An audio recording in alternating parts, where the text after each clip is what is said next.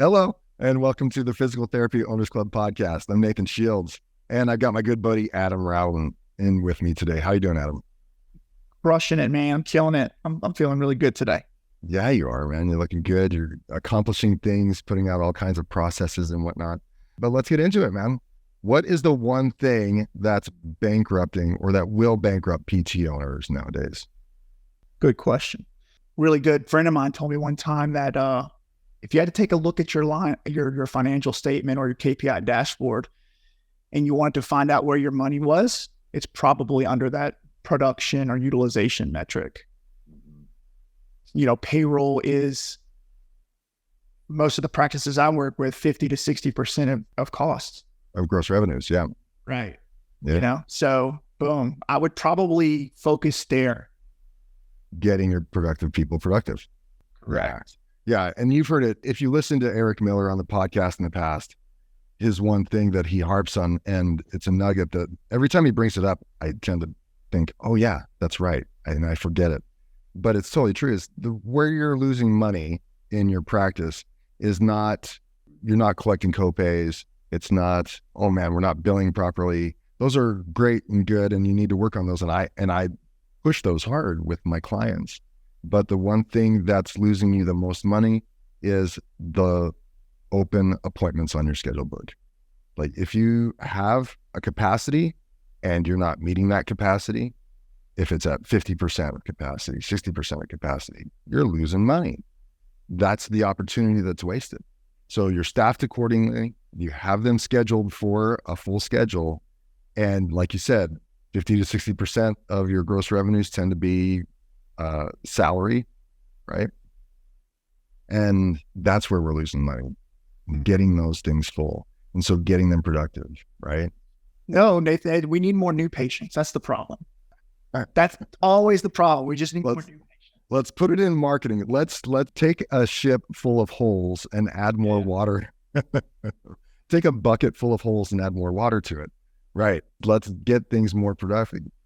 So where do you start? What do you recommend? Where would an owner start if they're looking at their schedule and they're saying, okay, Adam, Nathan, we're at 50% volume. We're at 60%, right? We've got 120 visit capacity in a given week, and I'm only seeing 60 visits a week. Where do we start? Yeah. So manage by the metrics. You know what I mean? Like that's really, don't be emotional about it. Just look at the metrics, you know? And I would say that I think, and I'm going to butcher this, but there's a book called Profit First. Right. Profit First, something like that. I've never read the book, but I've kind of read the cliff notes. And the concept is pretty easy. Yeah. Just, you set aside profit first there. Correct. So, I mean, what I would do if you want to get a lot of clarity is sit down with your accountant and tell them, I want this margin. Start with the margin. I want 20%, or I want 15% or 25%. What do I have to do to get there? Right. So you begin with the end in mind, right? And if you start there, then it's like, you know, you will operate to the level in which you place boundaries. And if your boundary is 20% margin, I promise you'll figure out how to get there, you know? So I think that's probably the best place to start. There is a second. Well, I don't want to get off that one really quick because I agree. I agree because I believe, and I've seen this with some of my coaching clients, and that is they have a bonus system in place, and they have a bonus system based on what they think is good and based on the numbers that they think are appropriate for a given salary. And it's not tied to any financial well-being of the clinic whatsoever. And when we went back and assessed the bonus program, they were getting bonused at numbers in which they still weren't covering a significant amount of the cost of the clinic, right? So it wasn't tied to anything. It was just based on feel good. I don't know what it was based on, but it was a good idea. It's somewhat emotional, not necessarily financially based logic, right? And so if you're considering exactly where to expect productivity, a good place to start is like you said, let's look at my profit and loss statement, my financials. Let's do a pro forma, project what is it going to take for me to get to X revenue and X profit at my current reimbursement rate. And maybe you even do a little bit of massaging and say, even if I bumped them up my reimbursement rate, maybe 5 or 10% by knowing that with my coach, I'm going to be able to get more out of my billing and collections. Correct. And then work backwards, right? With that gross revenue number and divided by your reimbursement rate. Well, voila, there are the number of visits that you need to see in a given year, right? At the reimbursement rate to hit that number and the projected profit. And now you can work back monthly, you can work back weekly, you can work back daily, right? And say, this is what we need. This is what we need to do by provider now. So if you have that number and you divide it by a number of providers, voila, full-time employees especially, voila, now you have, this is how many visits that employee needs to see per year in order to cover the expenses of the clinic and justify them and also generate a profit for the clinic so it can continue to grow and expand. So if you don't have your numbers tied to that, then you're just floating. You're just hoping, throwing pins at a dartboard, hoping something sticks, right? So I love getting down into the nitty gritty sometimes and saying, well, you need to do that. You need to do these things. And so when you say measure by statistics, measure by the numbers, measure by the KPIs, that's part of it. What's your gross revenue? What's your profit number that you want? What are the visits that you need to see? Well, how many new patients do you need to generate in order to get that number of visits, right, across the year? And break that down into smaller segments. And then you get a lot more clarity. And now you can start pushing production and start tweaking some of the other levers. Yeah. Yeah, I know, man. I remember being in that stage one business whenever I was working with you a while back. And I remember you were telling me, like, we were talking a lot about numbers. And I remember thinking, like, yeah, but I don't want to like put too much on the therapists, right? Because like we're therapists, so we're like, we care about people and we want to have high quality of care for our patients. And so that was a big mental block that I had to get over to be able to understand, like, you can have both, really. And all you have to really do is ask the question, like, hey, how do we provide like awesome care, like keep our therapists fulfilled and happy and excited and make money? Yeah. Hey team, what a good question to ask your team. How can we do this together? Yeah. And then all of a sudden people are like, oh, I've got an idea. Yeah, that's a great idea. Let's do some of that, Yeah. Well, and so much of it does become emotional as an owner because you're willing to slave. Sure. I'll see 1,000 a week. You'll see 1,000 a week. And that's often the conundrum that owners are in, is they're punching out 60, 80 visits a week while the rest of their team is piddling around at 40, 50 visits a week. They are the main breadwinner and they don't know how to get the rest of the team to step up the game, right? They know, and because they've already shown it, that if they step off the floor, revenues and profits are going to go down. Yeah. It's terrifying, right? And then, and it's also, and so they have that internal battle about what you're talking about. They know they need to get off the floor and they want some more freedom and they want to enjoy what it means to live the American dream as a small business owner, right? Yet they can't confront the fact that they need to talk to their team about increasing production. Yeah. How'd you get over it? Well, I think that, if you go back to the original episode, we talked a lot about developing your leadership and leader yourself. Yep. And honestly, I think that it's important that you just get clear on what's important to you as a person and then be vulnerable and share that with your team, right? So the truth is that I wanted to find ways to make money, but I also didn't want to, it was also very important to me that my therapists were happy, that my patients were happy, and that we didn't sacrifice quality of care. Like that, once I got clear on that, that's what's important to me. Then I just said, hey guys, team, let me tell you what's important to me, right? I want to try to find ways to make money because I've got these plans. I want to start a pediatric program. I want to be able to provide, like, we need a clinical director soon. I want to be able to pay that salary, right? And we need money in the bank so we can, put the coal in the engine and go down the track. Yeah, to give bonuses, to give raises, to promote people, exactly, all that stuff. So here's what I'm thinking. I want to be able to do that, and I'm thinking we're going to have to be around this margin, this number of visits per week. But I want to be able to do this and also not sacrifice patient care. What do you guys think about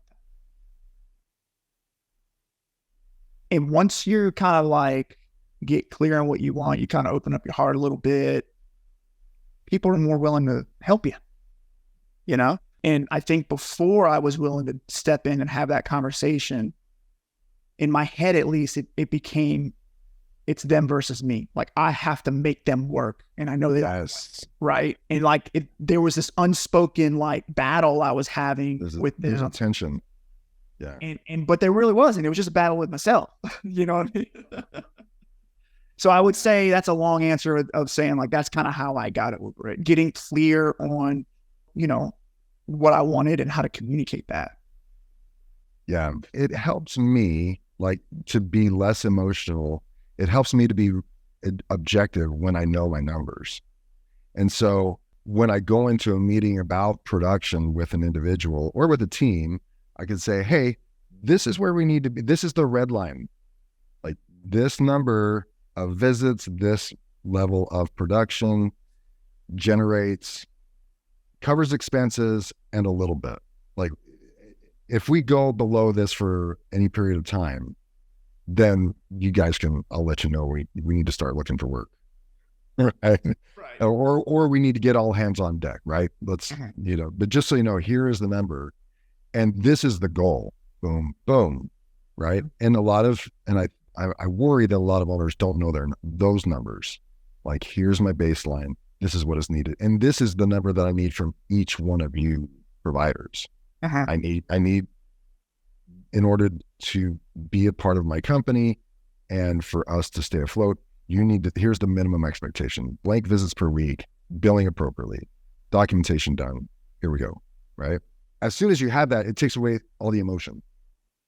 This is the expectation. And now they know their scoreboard. They can say, I'm doing a good job. I'm not doing a good job based on that number. And so when you go into a meeting, you'd say, where are you at? Hey, 70 visits a week, whatever it is. That's amazing. Good job. You only need to see 55. Thank you for covering vacations and the sicknesses. Thank you. Here's a bonus. You can work off of that, but you can't just say, I need you to produce more. And they say, well, dude, I don't know what more you want me to do. I'm so busy. Because it's interesting. Some of the least productive providers think they are the busiest because they keep themselves busy doing busy work and not production. And so it's important to focus on those objective numbers. And we got to a point where we were tried to be about numbers and number focused all the time. And we were able to, thankfully, connect the numbers to our purpose. Correct. Not just to make money, not just to line the owner's pockets, but to further the purpose of the organization and have that conversation, right? And to the point where one of our mantras at the beginning of every meeting, whether it was with leadership or the provider team or the individual clinics, was production is the basis of morale. If we know that if we are productive, and we talk about it, if we are productive, things are better. The atmosphere is better. When things are slow, then it feels like you're walking through mud all day. It's sluggish and get through. But when there's production and there's numbers, then energy's high, right? So what can we do to improve production and making that a focus, getting volume, right? I love that. And, another thing that is super helpful is not everybody is good at pushing numbers, but you got somebody on your team that's good at it. You know what I mean? And I'm not very, honestly, like if you want me to give you advice on how to push numbers, I mean, I have things that I can show you, but like, I'm not really good at holding people accountable. I'm not that guy. I avoid those conversations too, man.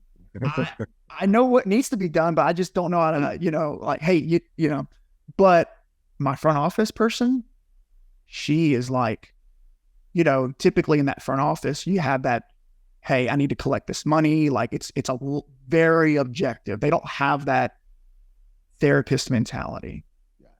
Right. And if you say, hey, front office, I need you to schedule this many per therapist, it's got to get done. You know what I mean? And then all you have to do is think about one person, and it's the front office. How many are scheduled? Yeah. Yeah. The front office. You don't have to chase therapists around and have conversations with everybody. You have one conversation with your front office person, and their KPI is number of scheduled visits per week per therapist. That's it. And it's over with. Well, you're having this on the tail end of having that conversation with the team. I'm assuming, of course. Right? It's just, you're not doing it behind the providers' backs and all the stories. I went from 50 to 80 visits a week. Yeah. And it's the front desk is so valuable in that, because I would venture to guess most front desk personnel don't know what their key metric is. Like they don't, if you'd ask them, they might come up with getting authorizations. Yeah. Making sure the trash is taken out. Yeah. Making sure I collect copays. I mean, that's valuable, but that's not the key stat that I assess a front desk person by. It is your job. And they need to be, when you ask them, what is your job? They should be able to iterate some form of to fill the schedule. That's it. That's what the front desk does. Get every active patient on the scheduled books at the frequency that they're supposed to be coming in according to their plan of care. Get them to come in at that frequency every week, all the time. That's all you do all the time.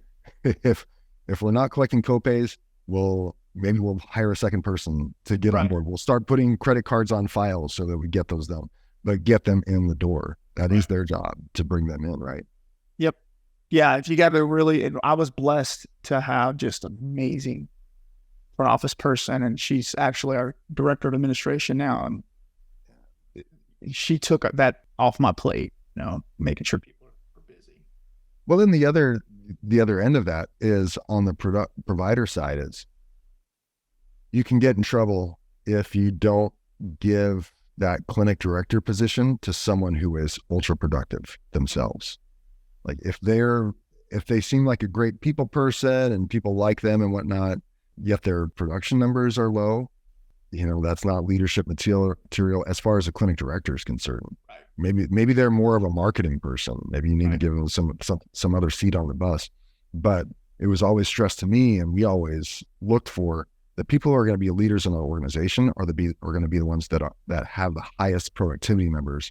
It is only from that seat in which they can train and hold accountable people to their production numbers. Uh-huh. If they're low production themselves, it's hard for them to sit down with someone else and say, I need you to be productive when you're not. Right. Just like most things, it's a growing stage. It's a growing thing, if you have, let's see, 3 or 4 therapists that you're leading right now, and they've all been seeing 35 visits a week for the last 5 years, and then you come out and you say, hey, by the way, now we're going to 60, you might lose 1 or 2.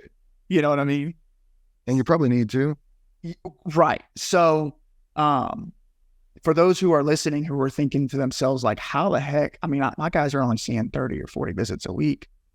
I would say, number one, it can come in stages. It's okay to come in stages to slowly ramp up. That's okay. Number 2, you're probably going to lose 1 or 2. When you have people don't like change, it's uncomfortable, it's inconvenient, and they don't want to deal with it.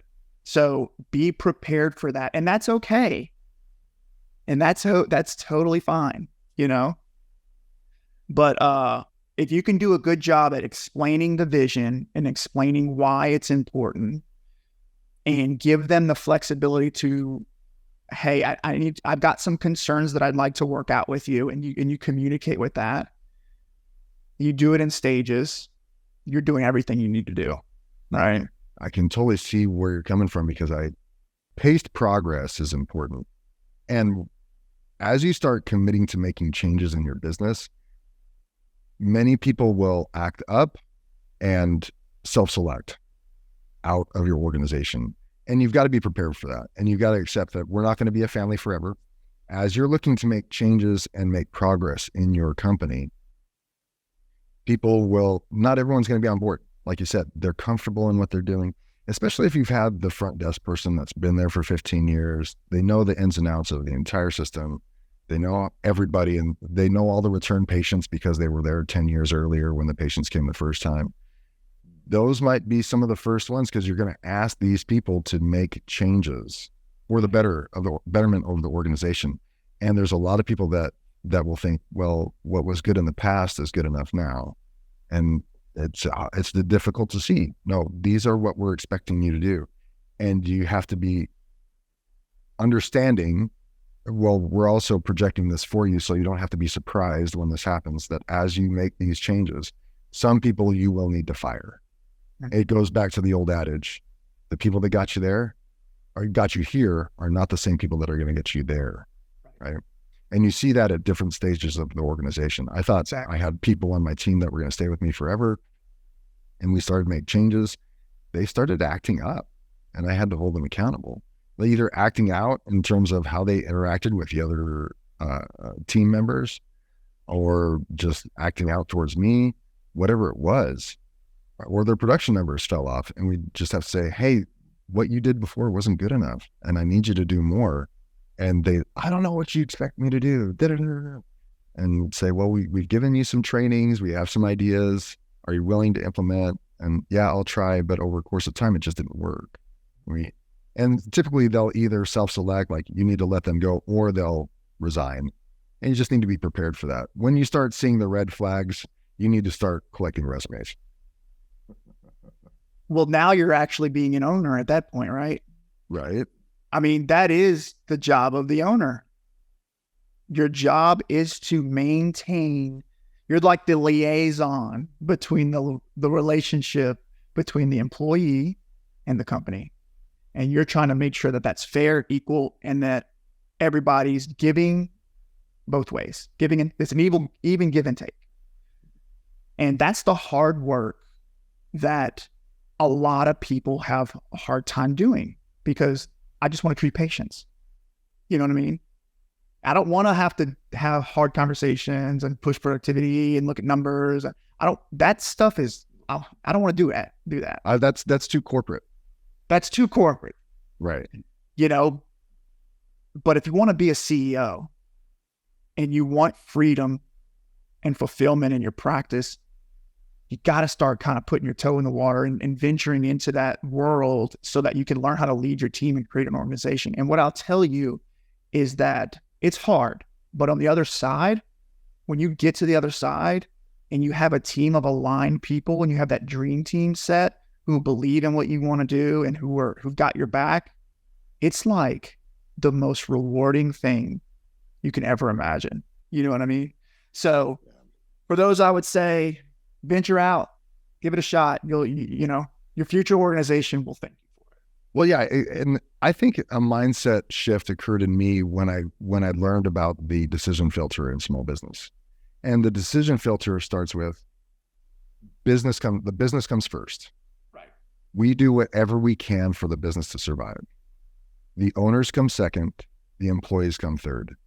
And you like to think, especially in a mom and pop situation, and I consider a mom and pop grocery store where the mom and pop they're not only running the cash register, but they're also stocking the shelves and mopping the floors late at night. And got a lot of hands on.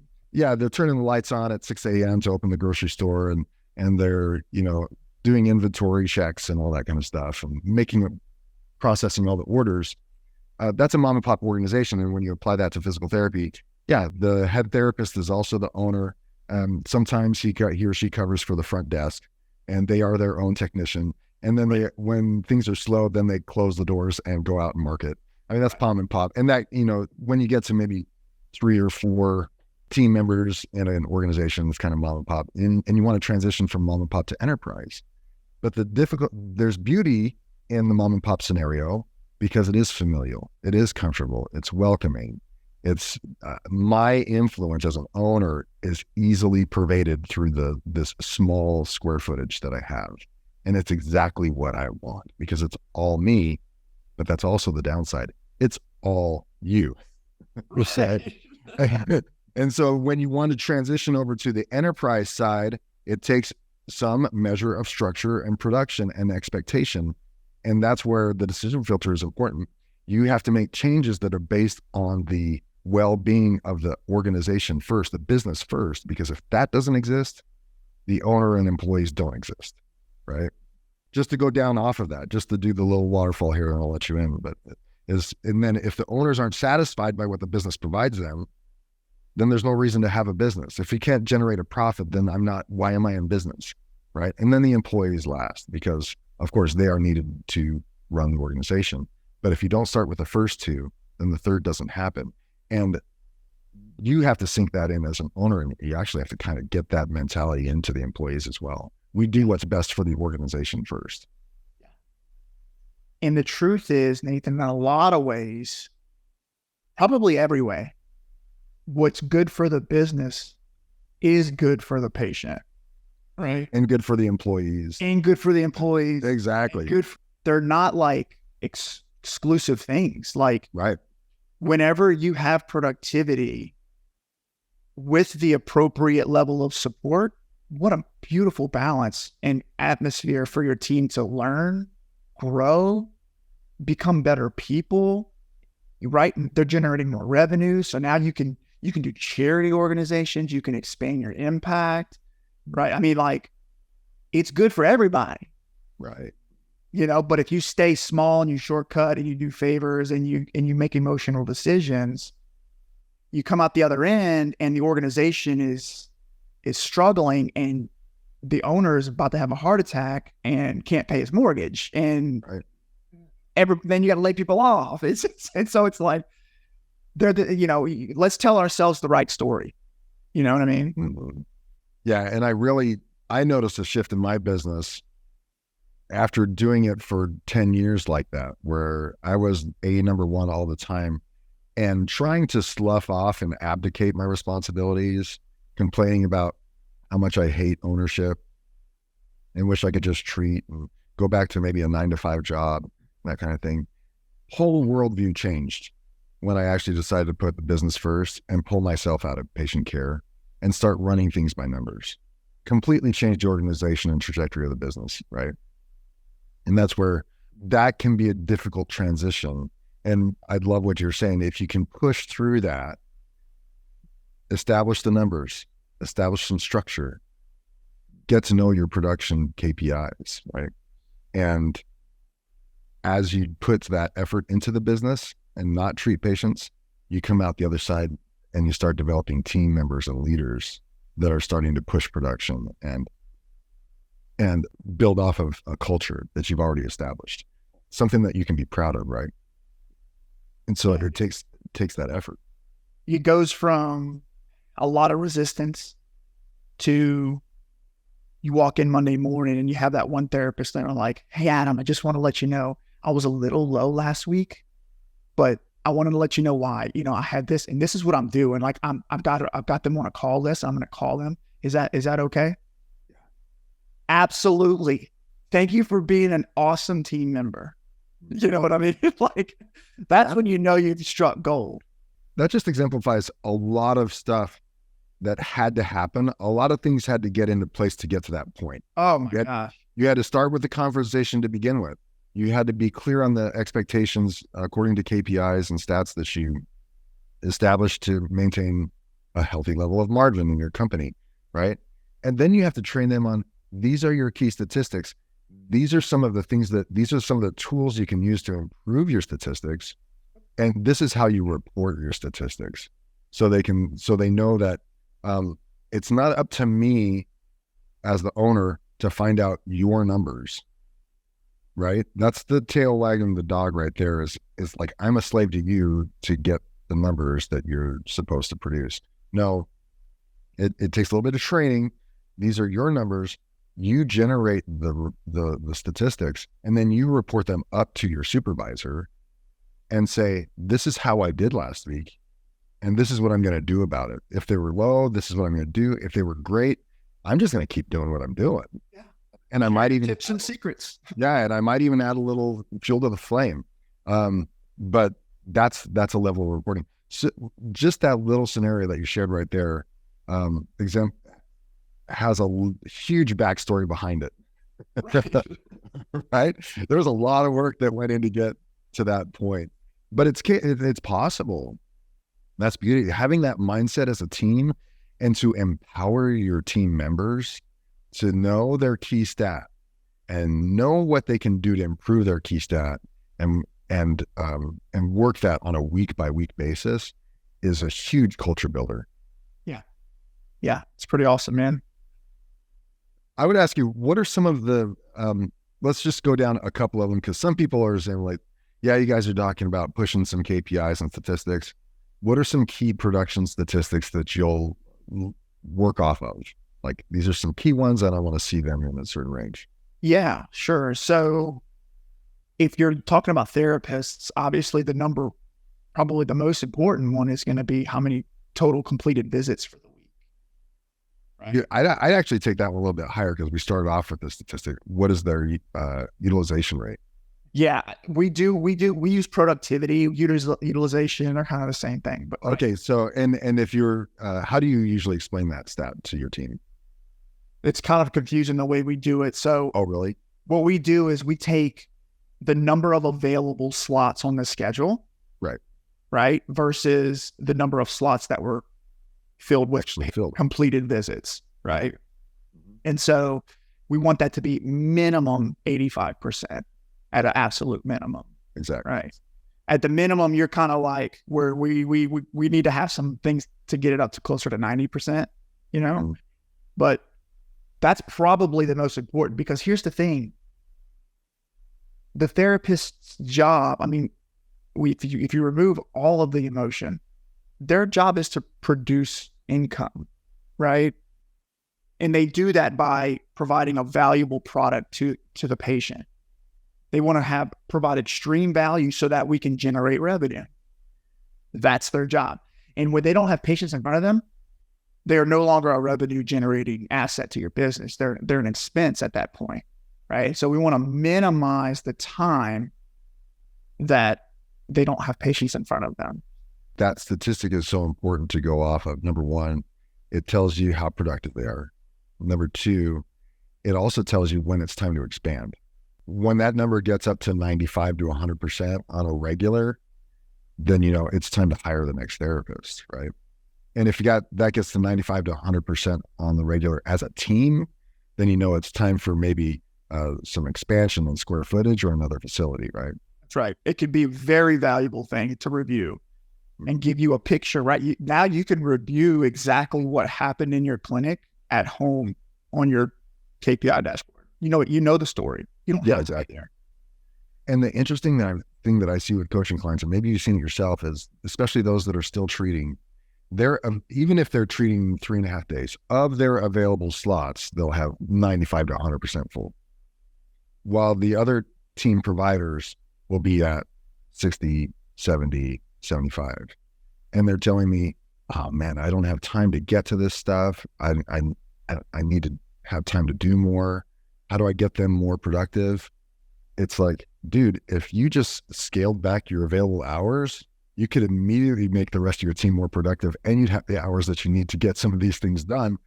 And that goes back to, I don't know if I want to push production that much. Or if those patients go over to them, then the patients are going to either drop off or not come in at the frequency that they're supposed to. And you're like, yeah, because you haven't trained them on how you keep patients. Like, you're hiding the secret.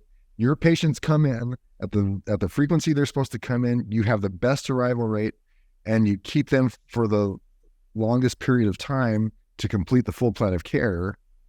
And you're not training the rest of the team on how to do those same things. You need to scale back and start training them on how you do your secret, what your secret sauce is to Right. improve numbers, right? Owning a clinic's hard. It's hard. You're bogged down in the beginning. You've got a million things on your plate and you are so consumed with the day-to-day that it's really hard for you to get clear and step back and kind of see what's going on, right? And so I like what you explained, because really the solution is, let's just put a Band-Aid on this and I'll just treat all the patients and I'll get through this week, right? That's the irrational thought, right? It's kind of like, it doesn't say it's lazy thinking. It's easy. because I don't have the time or the energy or the motivation to even stop and think about what's really going on right now, right? It's kind of like if there's a fire in the building and the alarm's going off, you just put your hands over your ears, like, I just don't want to hear the alarm. And instead of like, right. Instead of like, we need a fire extinguisher. You know what I mean? Like, and so the problem is not that you have too many patients on the schedule, right? The problem is you haven't trained your staff, right? That's the problem. So let's focus on that, because that might cost you a month, but it's gonna save you years of your time. Because I don't know about you, but I plan on being in business for a while.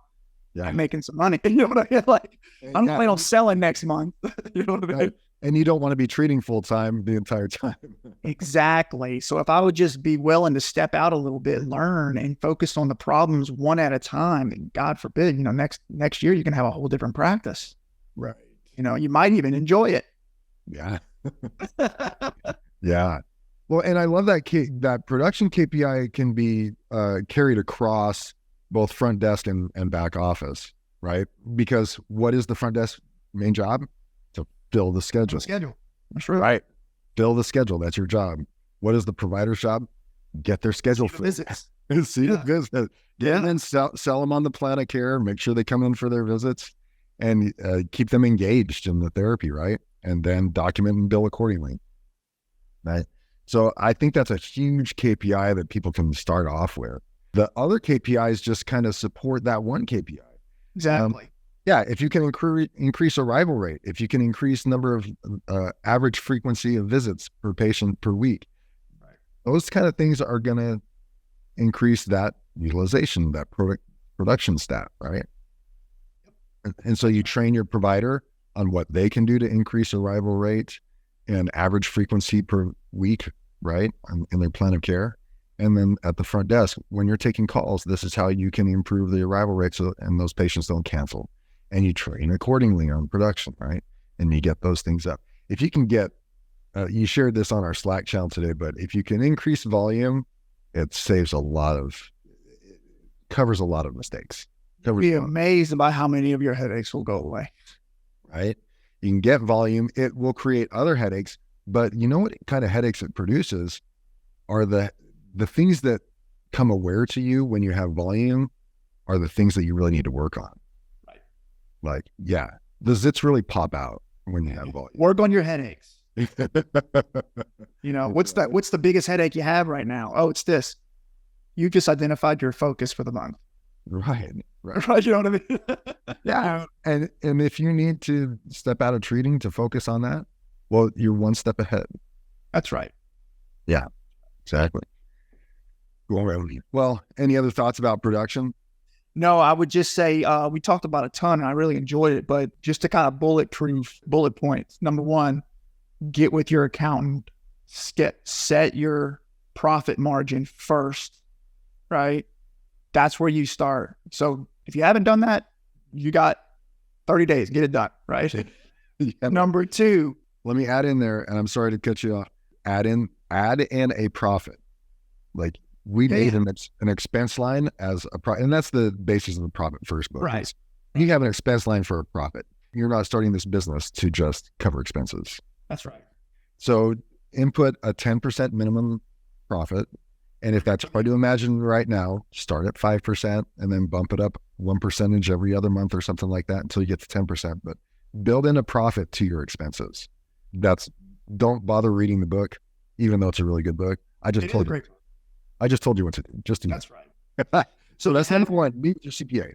You have your margin. And then number two, how many visits per week do you need, or per month do you need to hit that margin? And then divide it by the number of therapists that you have. That's how many you have to schedule per week. And then roll it out gradually with your team over the next 90 days. Your whole practice will change. Trust me. And you put that as a quarterly rock. You know, they talk about moving big rocks. You make that a quarterly rock. Production is a rock. And you start having weekly discussions about production. You track, you report your production stats. Everyone knows where they're at and if we're heading in the right direction.